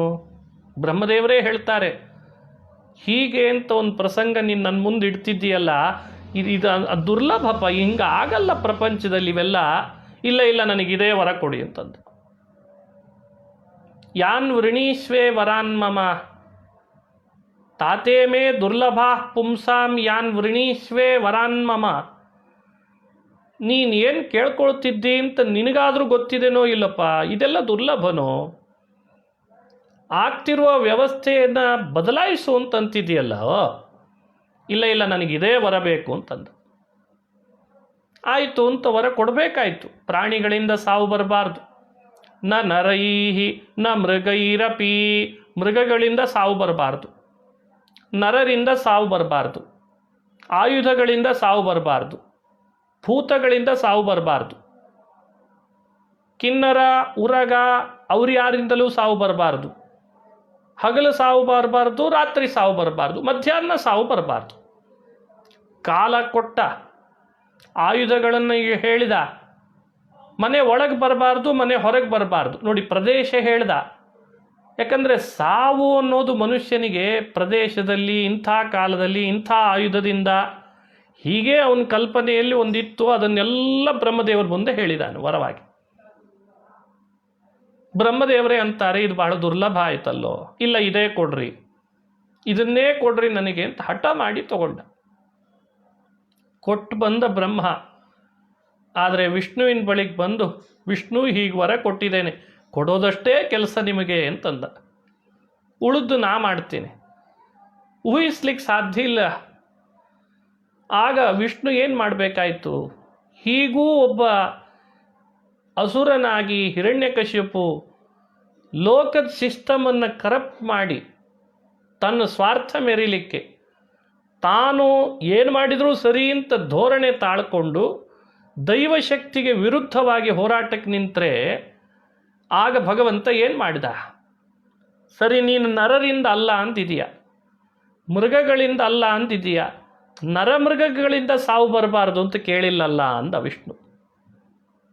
ನಾನು ನರನಲ್ಲ, ನಾನು ಮೃಗನೂ ಅಲ್ಲ, ನಾನು ನರ ಹಾಗೂ ಮೃಗನಲ್ಲದಂಥ ರೂಪ ತಗೊಳ್ತೀನಿ. ನರನಂತಲ್ಲ, ಮೃಗದಂತಲ್ಲ. ಏನು ಮಾಡ್ತೀಯಾ? ಮೃಗಂ ನ ಭೀಮಂ ಉಪಹತ್ನು ಮುಗ್ರಂ ಅಂತ ವೇದದಲ್ಲಿ ಬರ್ತದೆ ಈ ಮಹಿಮೆ.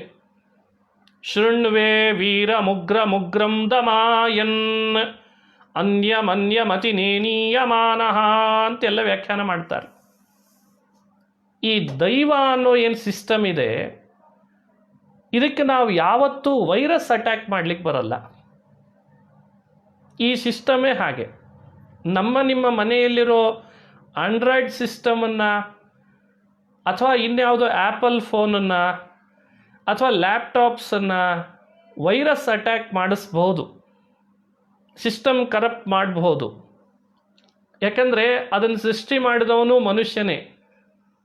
ಅದನ್ನು ಕರಪ್ಟ್ ಆಗೋ ಹಾಗೆ ಮಾಡಲಿಕ್ಕೆ ವೈರಸ್ಸನ್ನು ಸೃಷ್ಟಿಯನ್ನು ಮನುಷ್ಯನೇ ಮಾಡ್ತಾನೆ. ಅದು ಆಗ್ತದೆ, ಸಂಭವ ಇದೆ.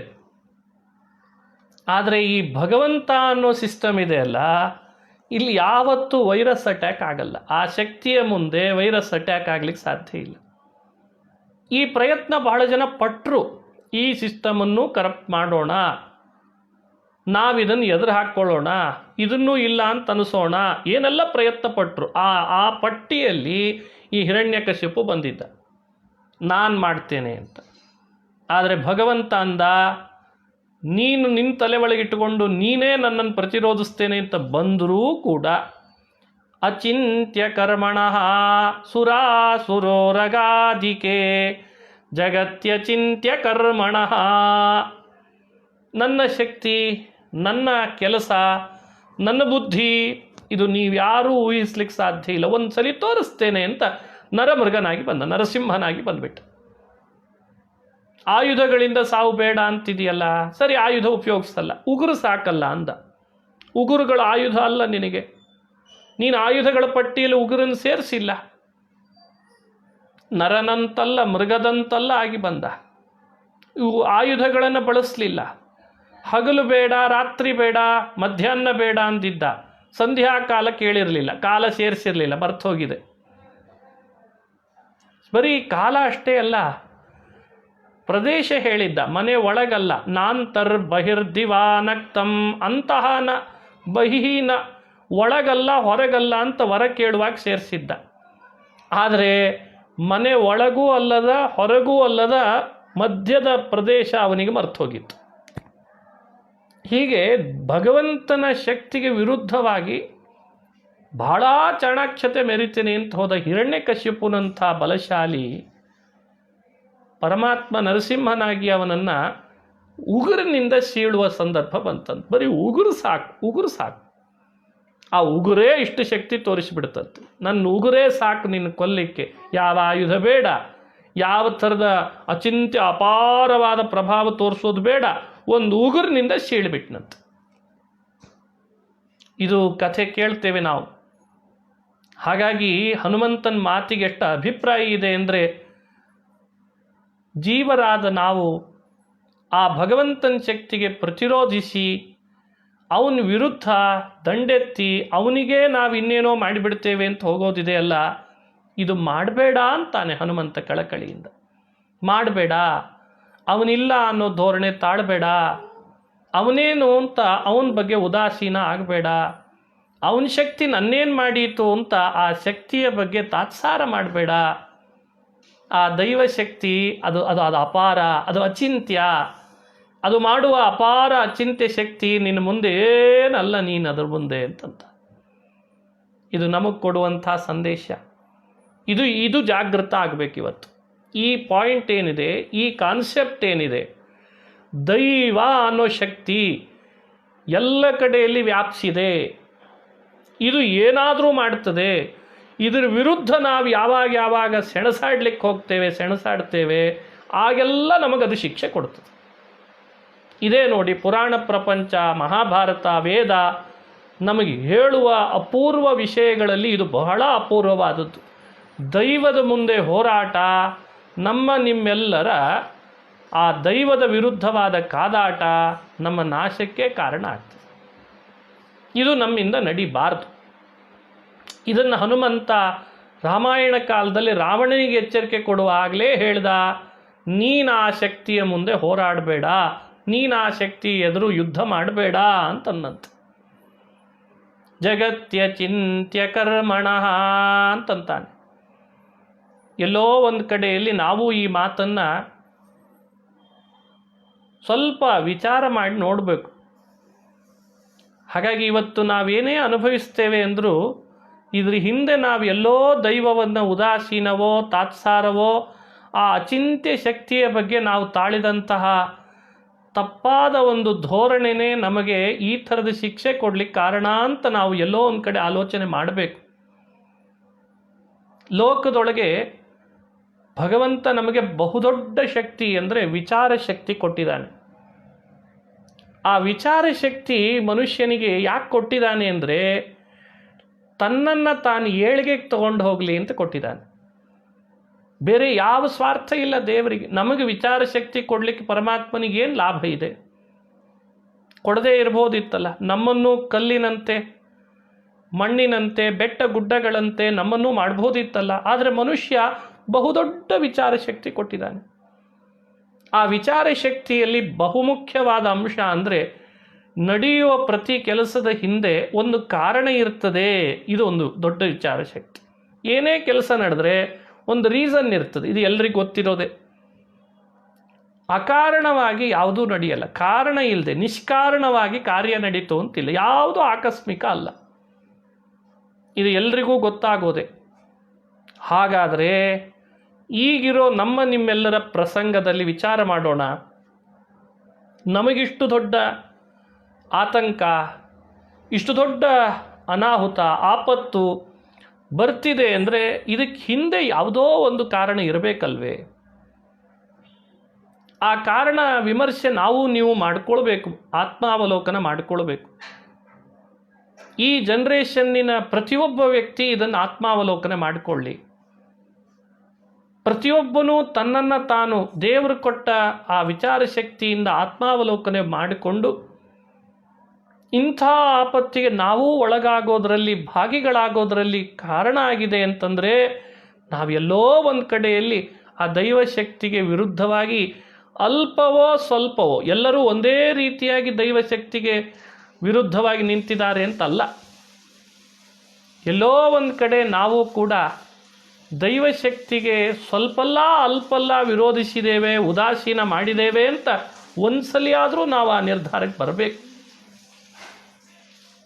ಇದನ್ನು ಮನುಷ್ಯ ಆಲೋಚಿಸಿ ನಿರ್ಧಾರಕ್ಕೆ ಬಂದು, ಹೌದು ನಾನು ಇನ್ನಾದರೂ ಆ ಥರದ ರೂಟಿಗೆ ಹೋಗಲಾರೆ, ಆ ಮಾರ್ಗದಲ್ಲಿ ನನ್ನ ಪ್ರವೃತ್ತಿ ಮಾಡಬಾರ್ದು, ಈ ಮಾರ್ಗದಲ್ಲಿ ಮಾಡಬೇಕು, ಅದರಿಂದ ನಿವೃತ್ತನಾಗಿ ಈ ಮಾರ್ಗದಲ್ಲಿ ಮಾಡಬೇಕು ಅಂತ ಅನಿಸ್ಬೇಕಲ್ವೇ? ನಿಮಗೆ ಸ್ವಾರಸ್ಯ, ಪುರಾಣಗಳು ನಮಗೆ ಸಾರುವಾಗ ದೈವ ಎದುರುಗಡೆಗೆ ಬಂದು ನಿಂತು ಕೈಯಲ್ಲಿ ಕೋಲು ಹಿಡಿದು ನೀನು ಹೀಗೆ ಮಾಡು ಅಂತ ಆಕಳುಗಳನ್ನು ಮೇಯಿಸುವಾಗ ಗೋಪಾಲಕ ಕೈಯಲ್ಲಿ ಕೋಲು ಹಿಡ್ಕೊಂಡು ಅವುಗಳನ್ನು ಮೇಯಿಸುವಾಗ ಹಿಂಗೆ ಹೋಗು ಅಂತ ನಿಯಮಿಸ್ತದಲ್ಲ, ಹಾಗೆ ದೇವರು ಕೋಲು ಹಿಡ್ಕೊಂಡು ನಮ್ಮ ಎದುರುಗಡೆಗೆ ಬಂದು ನಿಲ್ಲಲ್ಲ. ನದೇವಾ ದಂಡಮಾದಾಯ, ದೇವತೆಗಳು ಯಾರೂ ಕೂಡ, ದೇವತೆಗಳಿರ್ಬೋದು ಪರಮಾತ್ಮನಿರ್ಬೋದು, ನೇರ ನಮ್ಮ ಎದುರುಗಡೆಗೆ ಬಂದು ನಮ್ಮ ತಪ್ಪನ್ನು ನಮ್ಮ ನಡವಳಿಕೆಯನ್ನು ತಿದ್ದಲಿಕ್ಕೆ ಅವರು ಬರಲ್ಲ, ಪ್ರತ್ಯಕ್ಷವಾಗಿ ಬರಲ್ಲ, ಅವ್ರು ಯಾರೂ ಬರಲ್ಲ. ಮತ್ತು ಹೇಗೆ ಬರ್ತಾರವರು ಅಂದರೆ ಶಾಸ್ತ್ರಗಳು ಹೇಳ್ತಾವೆ, ಈ ಥರದ ವ್ಯವಸ್ಥೆಗಳಲ್ಲಿ ಸ್ವಲ್ಪ ಏರ್ಪೇರು ಮಾಡಿ ನಮಗೆಲ್ಲೋ ಒಂದು ಕಡೆ ಆತಂಕ ಆಪತ್ತು ಅವುಗಳನ್ನು ಕೊಟ್ಟು ನಾವು ಯಾವುದೋ ತಪ್ಪು ದಾರಿ ಹಿಡಿದದ್ದನ್ನು ಎಚ್ಚರಿಸಲಿಕ್ಕೆ ಕೊಟ್ಟಿದ್ವಿ, ಸರಿ ದಾರಿಗೆ ಹಿಡಿದ ಮೇಲೆ ಮತ್ತೆ ಅದನ್ನು ಪರಿಹಾರ ಮಾಡ್ತಾ ಇರುತ್ತೆ. ಇದು ದೇವತೆಗಳು ಭಗವಂತ ಮಾಡುವಂಥ ಒಂದು ಅದ್ಭುತವಾದ ಜಗತ್ತಿನ ನಿಯಂತ್ರಣದ ರಹಸ್ಯ. ಇದನ್ನು ನಾವು ಅರ್ಥ ಮಾಡಿಕೊಳ್ಬೇಕು.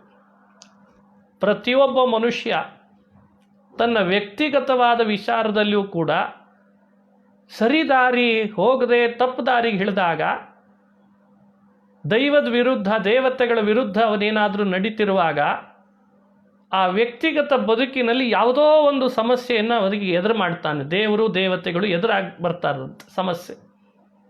ಈ ಸಮಸ್ಯೆ ನನಗೆ ಯಾಕೆ ಕಾಡ್ತಾ ಇದೆ ಅಂತ ಅವನೇ ಆಲೋಚನೆ ಮಾಡಿದಾಗ, ಬಹುಶಃ ಎಲ್ಲೋ ಒಂದು ಕಡೆಯಲ್ಲಿ ನಾನು ದೇವತೆಗಳನ್ನು ದೇವರನ್ನು ವಿರೋಧಿಸಿದೆ, ಮರೆತೆ ಅಥವಾ ಉದಾಸೀನ ಮಾಡಿದೆ ಅಂತ ಅವನಿಗೆ ಅನಿಸಿದ ಕೂಡಲೇ ಮತ್ತೆ ಅವನಿಗೆ ಏನು ದಾರಿಯಲ್ಲಿ ಹೋಗಬೇಕಿತ್ತೋ ಆ ದಾರಿಯಲ್ಲಿ ಅವನನ್ನು ಹೋಗಿಸ್ಬಿಡ್ತಾರೆ. ಹೀಗೆ ಇದು ದೈವದ ಒಂದು ಸಿಸ್ಟಮ್, ಇದು ಸಿಸ್ಟಮೆಟಿಕ್ ಆಗಿ ನಡೀತಾ ಇರ್ತದೆ. ಈ ಸಿಸ್ಟಮ್ನೊಳಗೆ ಪರಮಾತ್ಮ ಇಂಥ ಆಪತ್ತುಗಳನ್ನು ಒಳಗೆ ಮಾಡಿ ನಮಗೆಲ್ಲ ಒಂದು ದಾರಿ ತರಿಸ್ಲಿಕ್ಕೆ ವ್ಯವಸ್ಥೆ ಮಾಡ್ತಾನೆ. ಇದನ್ನು ನಾವು ಈಗ ಅರ್ಥ ಮಾಡಿಕೊಳ್ಬೇಕು. ಇದನ್ನು ಅರ್ಥೈಸ್ಕೊಳ್ಳದೆ ವಿಚಾರ ಶಕ್ತಿಯನ್ನು ಕಳ್ಕೊಂಡು ವರ್ತಿಸಿದರೆ, ರಾವಣನಿಗೆ 10 ತಲೆ ಇದ್ದರೂ ವಿಚಾರ ಶಕ್ತಿ ಕೊಟ್ಟರೂ ಅವನದನ್ನು ಉಪಯೋಗಿಸದೆ ಹನುಮಂತನಂಥ ಮಹಾನುಭಾವ ಎದುರುಗಡೆಗೆ ಬಂದು ನಿಂತು ಹೇಳಿದರೂ ಕೂಡ ಮತ್ತೂ ವಿರೋಧವನ್ನೇ ಮಾಡಿದರೆ 10 ತಲೆ ಇದ್ದರೂ ಉಪಯೋಗ ಆಗಲಿಲ್ಲ. ಅವನ ಇಡೀ ಪಟ್ಟಣ, ತಾನು, ತನ್ನ ಮಕ್ಕಳು ಎಲ್ಲ ನಾಶ ಮಾಡಿಕೊಡ್ಬೇಕಾಯ್ತು. ಹಾಗಾಗಿ ಮನುಷ್ಯ ಕೊಟ್ಟ ವಿಚಾರ ಶಕ್ತಿಯನ್ನು ಸರಿಯಾದ ರೀತಿಯಲ್ಲಿ ಬಳಸಿಕೊಂಡು ಬರ್ತಿರುವಂಥ ಆಪತ್ತು ಆತಂಕಗಳ ಹಿಂದಿರುವ ನಮ್ಮದೇ ಯಾವುದೋ ಒಂದು ಪ್ರವೃತ್ತಿಯ ಬಗ್ಗೆ ಆಲೋಚನೆ ಮಾಡಿ, ಇನ್ಮೇಲೆ ಇಂಥ ಪ್ರವೃತ್ತಿ ಕಡೆಗೆ ನಾನು ಹೋಗಲಾರೆ, ಹಾಗಾಗಿ ಈಗ ಕೊಟ್ಟ ಆ ಆತಂಕ ಈಗಲೇ ಮುಗಿಸಿಬಿಡು, ಇನ್ನು ಮತ್ತೆ ನಾನು ನಿನ್ನ ವಿರುದ್ಧ ನಿಲ್ಲಲಾರೆ, ನಿನ್ನನ್ನು ವಿರೋಧಿಸಲಾರೆ, ನಿನ್ನ ಬಗ್ಗೆ ಉದಾಸೀನ ತಾಳಲಾರೆ ಅಂತ ಒಂದ್ಸಲಿಯಾದರೂ ಪರಮಪುರುಷನಿಗೆ ಹೇಳ್ಬೋದಲ್ಲ ನಾವು.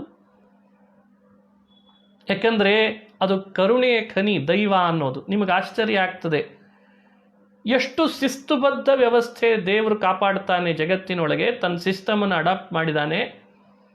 ಅದಕ್ಕೆ ಕೋಟಿ ಪಟ್ಟು ಭಗವಂತನ ಮನಸ್ಸಿನೊಳಗೆ ಒಂದು ಕರುಣೆಯ ಸಾಗರ ಇಟ್ಟುಕೊಂಡಿದ್ದಾನಂತೆ. ಆ ಕರುಣೆಯ ಸಾಗರ ದೇವರೇನಿದ್ದಾನೆ, ಕರುಣಾಸಾಗರ, ಸ್ವಲ್ಪ ಜೀವರು ಮನಸ ಕಣ್ಣೀರು ಹಾಕಿ ಬೇಡ ಸ್ವಾಮಿ ನನಗೆ ಆತಂಕ ಅಂತ ಒಂದು ಸಲಿ ತಪ್ಪಾಗಿದೆ ನನ್ನಿಂದ, ಇನ್ನೊಂದು ಸಲಿ ನಾ ಆ ರೂಟಿಗೆ ಹೋಗಲ್ಲ, ಒಂದು ಸಲಿ ನನ್ನನ್ನು ಕ್ಷಮಿಸಿಬಿಡು ಅಂತ ಒಂದು ಸಲಿ ಕೇಳಿದರೆ ಸಾಕಂತೆ. ಇದು ಭಗವಂತನ ಮಹಿಮೆ. ನಿಮಗೆ ಆಶ್ಚರ್ಯ ಆಗ್ತದೆ. ಎಲ್ಲರೂ ಅಂತರ್ಮುಖಿಗಳಾಗಿ ಅವರವರೇ ತಾವು ಮಾಡಿದಂಥ ಇಷ್ಟು ದಿನದ ಧೋರಣೆಗಳನ್ನು, ದೈವದ ವಿರುದ್ಧ ಧೋರಣೆಗಳನ್ನು ತಾಳಿದ್ದನ್ನು ಸ್ವಲ್ಪ ಪಕ್ಕಕ್ಕೆ ಸರಿಸಿ ಸರೆಂಡರ್ ಆದರೆ ಭಗವಂತನಿಗೆ, ಸರೆಂಡರ್ ಆಗೋದು ತಮಗೆಲ್ಲ ಗೊತ್ತಿದ್ದ ವಿಚಾರ. ಅದು ಸರೆಂಡರ್ ಅಂದರೆ ಇವತ್ತೆಲ್ಲ ಫ್ಯಾಷನ್ ಆಗಿದೆ, ಒಂದು ಪ್ಯಾಷನ್ ಆಗಿದೆ. ಇವತ್ತಿಗೆ ಮಂತ್ರ ಜಪಗಳು ಮುಂತಾದವುಗಳು, ಪಾರಾಯಣಗಳು, ಇದು ಪ್ಯಾಷನ್ ಆಗಬಾರ್ದು, ಇದು ಫ್ಯಾಷನ್, ಇದು ಒಂದು ರೀತಿ ಆಡಂಬರ ಆಗಬಾರ್ದು. ಇವೆಲ್ಲ ಆಂತರಿಕ, ಇದು ಇಂಟರ್ನಲ್ ವ್ಯವಸ್ಥೆ. ನಮಗೂ ಪರಮಾತ್ಮನಿಗೂ, ನಮಗೂ ಭಗವಂತನಿಗೂ, ನಮಗೂ ಆಂಜನೇಯನಿಗೂ ಇರುವಂಥ ಒಂದು ಇಂಟರ್ನಲ್ ಕಲೆಕ್ಷನ್. ನಾವು ಅವನ ಜೊತೆಯಲ್ಲಿ ಮಾಡಬೇಕಾದದ್ದು. ನಾವು ಮಾಡಿದ ತಪ್ಪನ್ನು ಅವನ ಹತ್ರ ಹೇಳ್ಕೊಂಡ್ರೆ ಸಾಕು, ಬೇರೆಯವ್ರ ಹತ್ರ ಹೇಳೋದು ಬೇಡ. ನಮ್ಮ ಧೋರಣೆಗಳು ದೈವದ ವಿರುದ್ಧವಾದದ್ದು ಅವನ ಮುಂದೆ ತೋಡ್ಕೊಂಡ್ರೆ ಸಾಕು. ಹೌದು ಸ್ವಾಮಿ, ನಾನು ಇದನ್ನು ಮಾಡಬಾರ್ದಾಗಿತ್ತು, ನಾನು ಇದನ್ನೂ ಮಾಡಬಾರ್ದಾಗಿತ್ತು, ಹಾಗೆ ನಾನು ಹೀಗೂ ಹೋಗಬಾರ್ದಾಗಿತ್ತು ಅಂತ ಒಂದು ಸಲ ನಾವು ಯೋಚಿಸಿ ಆ ಅಚಿಂತ್ಯವಾದ ಶಕ್ತಿ ಇರುವ ರಾಮನ ಮುಂದೆ, ಆಂಜನೇಯನ ಮುಂದೆ ನಮ್ಮ ಕಳಕಳಿಯ ಪ್ರಾರ್ಥನೆಯನ್ನು ಸಲ್ಲಿಸಿಬಿಟ್ರೆ ತಾನಾಗೇ ಆ ಭಗವಂತ ಮತ್ತೆ ನಮ್ಮನ್ನು ಯಾವ ಸಿಸ್ಟಮಿಗೆ ತರಬೇಕೋ ಆಗ ತಂದೇ ಬಿಡ್ತಾನಂತೆ. ಈ ನಿಟ್ಟಿನಲ್ಲಿ ಆಂಜನೇಯನ ಎಚ್ಚರಿಕೆಯ ಗಂಟೆಯಂತಿರುವ ಮಾತುಗಳು ರಾವಣನನ್ನು ಕುರಿತು ಹೇಳಿದ ಅಂತ ಅಷ್ಟೇ ಅದನ್ನು ಭಾವಿಸದೆ, ರಾಮನ ಅಪಾರವಾದ ಶಕ್ತಿಯನ್ನು, ಅಪಾರವಾದ ವ್ಯಕ್ತಿತ್ವವನ್ನು ಜೀವರಾದ ನಮ್ಮನ್ನೆಲ್ಲ ಕುರಿತು ಉಪದೇಶಿಸಿ ನಮಗೆಲ್ಲ ಬರಬಹುದಾದ ಆತಂಕಗಳಿಂದ ದೂರ ಮಾಡಬೇಕು ಅನ್ನೋ ಕಳಕಳಿಯಿಂದ ಆಡಿದ್ದಾನೆ. ಹಾಗೆ ಹನುಮಂತನ ಈ ಸಂದೇಶದ ಮಾತುಗಳನ್ನು ಈಗ ಈ ರೀತಿಯೂ ವಿಮರ್ಶೆ ಮಾಡಿದಾಗ ನಮ್ಮ ಜೀವನದಲ್ಲಿ ನಾವು ತಿದ್ದುಪಡಿ ಮಾಡ್ಕೊಳ್ಳಿಕ್ಕೆ ಸಾಧ್ಯ ಅಂತ ಚಿಂತನೆ ಮಾಡ್ತಾ ಇವತ್ತಿನ ಉಪನ್ಯಾಸವನ್ನು ಮುಕ್ತಾಯ ಮಾಡ್ತಾ ಇದ್ದೇನೆ. ನಾಳೆ ದಿವಸ ಮುಂದೆ ಆದಂಥ ಘಟನೆ, ಆ ಆಂಜನೇಯನ ಬಾಯಲ್ಲಿ ಬಂದ ಮುಂದಿನ ಮಾತು, ರಾವಣನ ಧೋರಣೆಗಳು, ಇವೆಲ್ಲ ಮತ್ತೆ ಹೇಗೆ ನಮ್ಮ ಜೀವನದಲ್ಲಿ ಸಂದೇಶಗಳನ್ನು ಕೊಡ್ತಾವೆ ಅಂತ ನೋಡೋಣ. ಬುದ್ಧಿರ್ಬಲಂ ಯಶೋ ಧೈರ್ಯಂ ನಿರ್ಭಯತ್ವಮರೋಗತಾ ಅಜಾಡ್ಯಂ ವಾಕ್ಪಟುತ್ವಂಚ ಹನುಮತ್ ಸ್ಮರಣಾತ್ ಭವೇತ್. ಆಪಾದಮೌಲಿ ಪರ್ಯಂತಂ ಗುರುಣಾಮಾಕೃತಿಂ ಸ್ಮರೇತ್. ತೇನ ವಿಘ್ನಾಃ ಪ್ರಣಶ್ಯಂತಿ ಸಿದ್ಧ್ಯಂತಿ ಚ ಮನೋರಥಾಃ. ಆಪದಾಮಪಹರ್ತಾರಂ ದಾತಾರಂ ಸರ್ವಸಂಪದಾಂ ಲೋಕಾಭಿರಾಮಂ ಶ್ರೀರಾಮಂ ಭೂಯೋ ಭೂಯೋ ನಮಾಮ್ಯಹಂ.